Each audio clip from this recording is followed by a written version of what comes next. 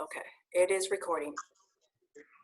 All right. Hey, Christchurch. I'm here with my brother and sister, Brent and Kara. And my brother Brent is a pastor in Batesville, Arkansas. And he is preaching through the Psalms like I have been preaching through the Psalms. And then my sister is, she has done doctoral work in Semitic languages, the ancient Near East, Hebrew, Old Testament, and such. And so Kara, we should also note, is our older and wiser sister. And so my brother Brent and I, we wanted to have a little conversation with her about the Psalms, and we wanted to kind of invite you all in on this conversation. And so I think what my brother Brent and I are going to do, we're just going to keep peppering her with all kinds of questions about the Psalms. Yes, right, you can stump me. Yeah, well, it's a stump the academic. Kara, tell us a little bit about kind of like your journey into Hebrew and a doctoral program at UCLA where you kind of dove into all this. Like, what put you on that track? And yeah, tell us a little bit about that. Okay, well, that is a very long story. And I don't know if we want to waste time with that, but I traveled to Israel when I was a teenager. I was 16, and I stayed with an Israeli family, and that was what piqued my interest in Hebrew. And then as a Christian, I wanted to study the Bible, so I guess just the merging of those two things, being a Christian and becoming more serious about my faith, and then also developing this love for Israel and the Hebrew language and the scriptures as they were originally composed. That just, I guess I dove deeper and deeper and deeper. And that's how I wound up studying what I studied. Awesome. And what about the Psalms? Well, the Psalms, I hadn't really... that fun Jane Eyre quote. I was wondering if you shared Jane Eyre's sentiments on the Psalms. It's funny because, in fact, the Psalms are not my favorite book. And when you ask a lot of Christians what their favorite book of the Bible is, they'll often say, oh, the Psalms, I love the Psalms, because they are really beautiful to read. But it wasn't what really interested me. And so I didn't do a lot of hardcore study of the Psalms. But I did take a class in graduate school that piqued my interest a little bit. And even having you ask me some of these questions, it forced me to get back into it. And I realized it's such a rich text, such a rich book. And there's a good reason why a lot of people call it their favorite book of the Bible, because it has a timelessness and this enduring quality to it that it feels relevant to contemporary readers. So we all read it, and it just feels like it's speaking to us in our situation today. And it's written thousands of years ago, and that's pretty amazing that a text can do that. Yeah. I think that's what we're finding, right, Brent? Preaching this to other people. Oh yeah, totally. I mean, you read the Psalms and sometimes you feel like this is expressing exactly what I'm feeling inside right now. And it's amazing it was written so long ago. Yeah. By somebody that we don't, I mean, who knows who it was that wrote it, but it totally resonates. Yeah, so one of the points that we made about the Psalms in the introduction is I referred to the Psalter as an ancient collection of Hebrew poetry. Yes. And so, Kara, Hebrew poetry is different than our kind of poetry that we're, kind of familiar with. Can you talk to us kind of about some of the characteristics of Hebrew poetry and how that might apply to our reading of the Psalms? Yeah, so I think when we think of poetry, we Westerners often think of rhyming. So, roses are red, violets are blue, sugar is sweet, so are you. We think of these kind of things. And it's not that you don't find rhyming in Hebrew poetry, you do, and you do find some of the same elements that you would find in English language poetry, but it's really not the rhyming of sounds, but the putting together of ideas that is important, more important in Hebrew poetry. So one of the features of Hebrew poetry is this parallelism. Parallelism. That's a hard word. So it's. Brent, can you say that word? Nope. I won't even try. I won't even try. Parallelism. Yeah, say that. Is that similar to a parallelogram? It's just like a parallelogram. It's the same. Just like a parallelogram. Good. They're almost exactly alike. So you have this feature within Hebrew poetry. It also tends to be very concise, it's dense, and repetitious, and you find these parallels. And so I wrote down a few examples here, and I know you, Josh, you taught on Psalm 1. I think that might have been one of your intros. I'm teaching on that actually. Sunday. Was that you're doing this Sunday?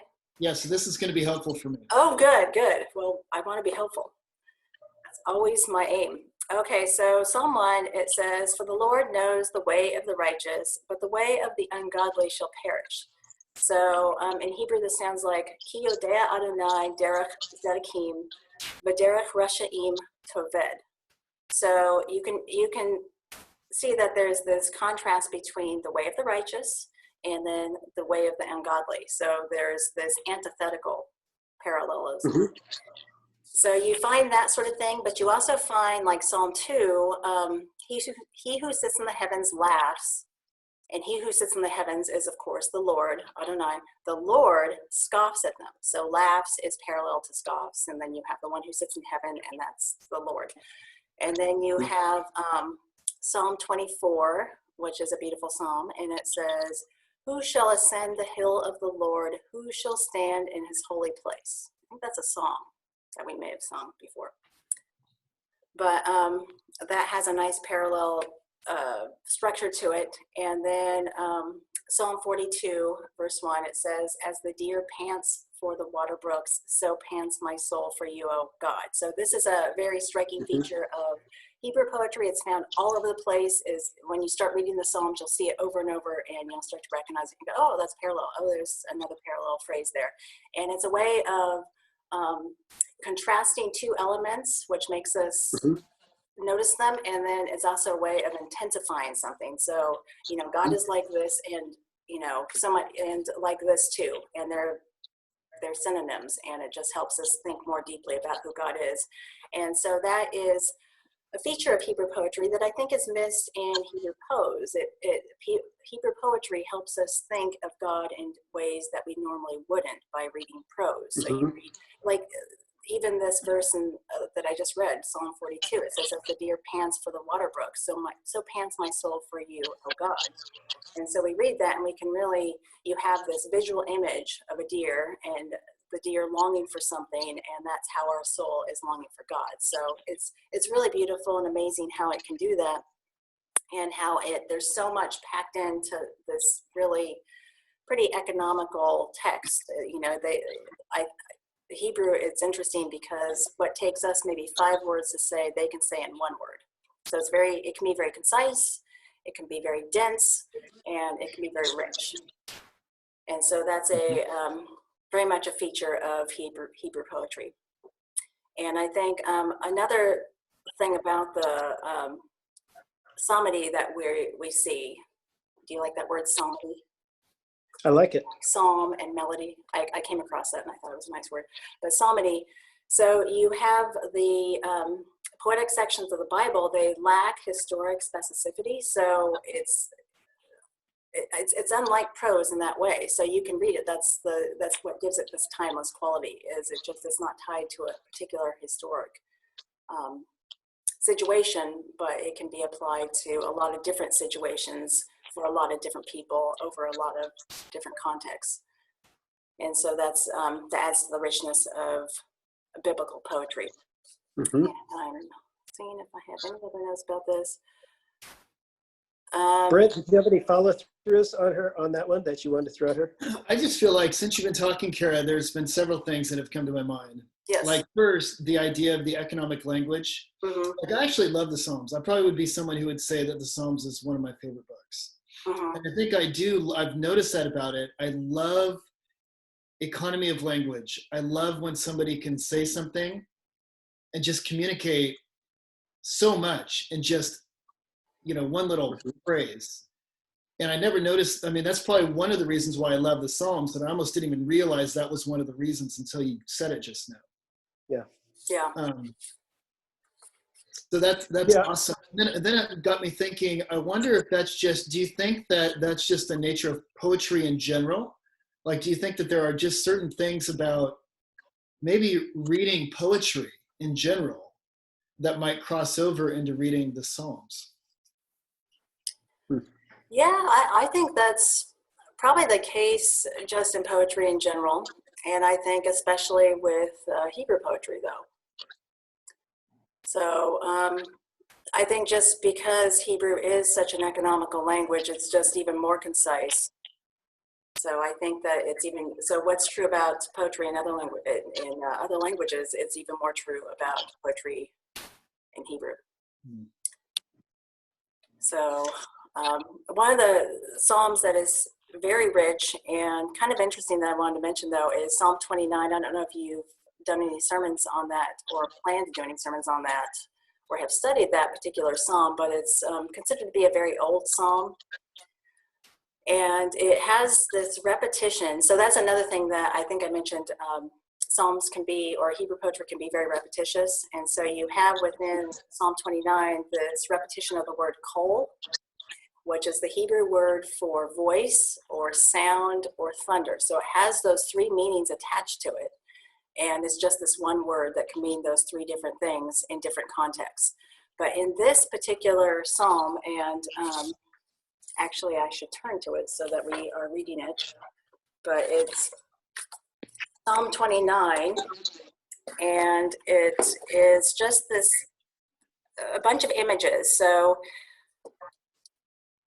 I guess I'll just start by reading it. Ascribe to the Lord, O divine beings. Ascribe to the Lord glory and strength. Ascribe to the Lord the glory of his name. Bow down to the Lord, majestic in holiness. The voice of the Lord is over the waters. The voice being the kol of the Lord is over the waters. The God of glory thunders. The Lord over the mighty waters. The kol, the voice of the Lord is power. The kol, the voice of the Lord is majesty. The kol of the Lord builds cedars. The Lord shatters the cedars of Lebanon. So you can hear that repetition of that word kol. It's like over and over and over. And what this writer is describing is the approach of a storm. And so you have that interesting idea of thunder. Thunder is over the waters, and it's also the voice of God. And within the psalm, it's such a rich psalm because there's also within it a polemic. Because of course, the god of thunder in ancient Ugarit is Baal or Baal, as we often say. But Baal is the god of the storm god. And he's represented as holding a thunderbolt. So this psalm seems to be sort of a polemic against that idea that, God is greater than Baal or Baal. God is greater than Baal. The Lord is greater than Baal. And the Lord is in control of all these natural elements. And so it's just a beautiful psalm. But you also have this word kol, like when you read this in the psalm, it has that, it's describing a storm. It's talking about how God's in that storm and God's more powerful than the storm and God creates the storm. But it also makes you think of Genesis chapter 3, verse 8, where you hear the kol of the Lord in the garden. And he's speaking to the first humans, Adam and Eve. And so there's that, it takes you back to the creation story, this kol of the Lord. And then it also takes you to this kol of the Lord that appears in Exodus 19, where God appears to Moses and is giving the 10 Commandments. And so you also have that same word used. And so it's sort of interesting that the psalmist has taken this word, kol, which can have all these meanings, and here it means the voice of the Lord, but it has in other places, it has this connotation of thunder and this loud sound. And I don't know, it's a very rich image. And when you read the psalm, it makes you think of a lot of different ways God is in control. Yeah, I like it. I love and I think I'm just noticing this in the Psalms more, but these very evocative metaphors that are very elastic, like they can stretch to kind of like apply to lots of different things, you know, and they evoke things. And I think like it's evocative to think about the voice of the Lord in connection with a coming storm or something. You know, there's something Yeah, about that. yeah. Oh wow, that's really. And then you start thinking about God revealing Himself, and I don't know. That's very cool. So, Kara, I was wondering. I've had like a couple lingering questions in my mind. I was wondering if you had some insight on this from your knowledge of the ancient Near East. But do we have any sense of what singing the Psalms would have sounded like? What music in the ancient world would have been like, or chanting, or something like that? Is there some sense in which you almost like in some old villages you can still hear something that maybe has gone on for 3,000 years or something like that? But do we Yeah, know anything about it's that? a wonderful thought to think that we would have that preserved for us. But I was telling this to Brent before you came on, that unfortunately we don't really know. So that's the short answer to that question, is we don't really know what. There are musical notations. There are things within the text that help us realize that these were at some point chanted or sung or accompanied to some sort of instruments. But we don't really know what they would have sounded like. We don't know what those notations exactly mean. And it's funny, I read this article today thinking, oh, this is going to be really insightful. And basically the conclusion was this still remains elusive. So we still don't know. Nobody knows. Yeah. Nobody knows really how these sounded. We do have some clues about how Hebrew is chanted in synagogues today. Like that's really old. That goes back hundreds of years. But unfortunately, if you're trying to,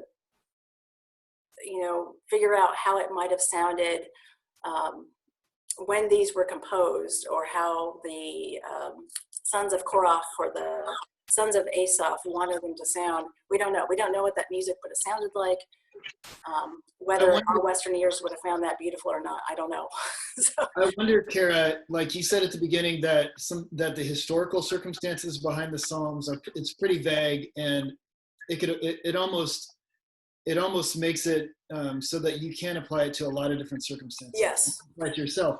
I wonder if the music is, you could say the same thing about the music aspect of it, because there is no tune put to it.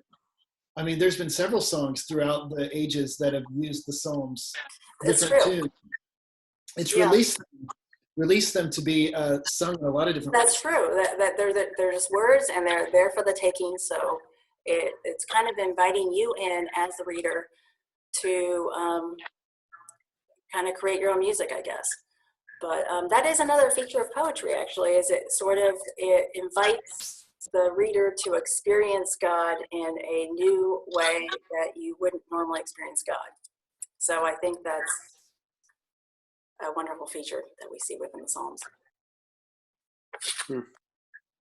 That's really cool.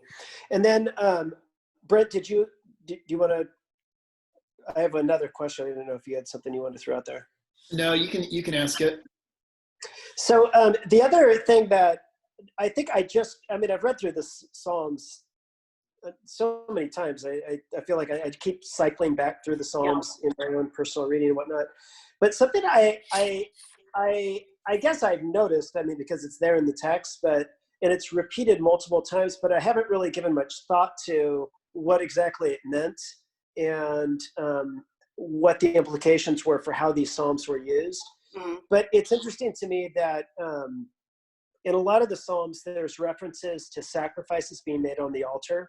Yes. And the indication is that this was put in use in the temple as somebody went. It's like the song you sang when you were in this situation and gave up this sacrifice for this situation. But I was just wondering if you had any like liturgical views kind of like what's the connection between the temple, the sacrificial system, and the Psalter?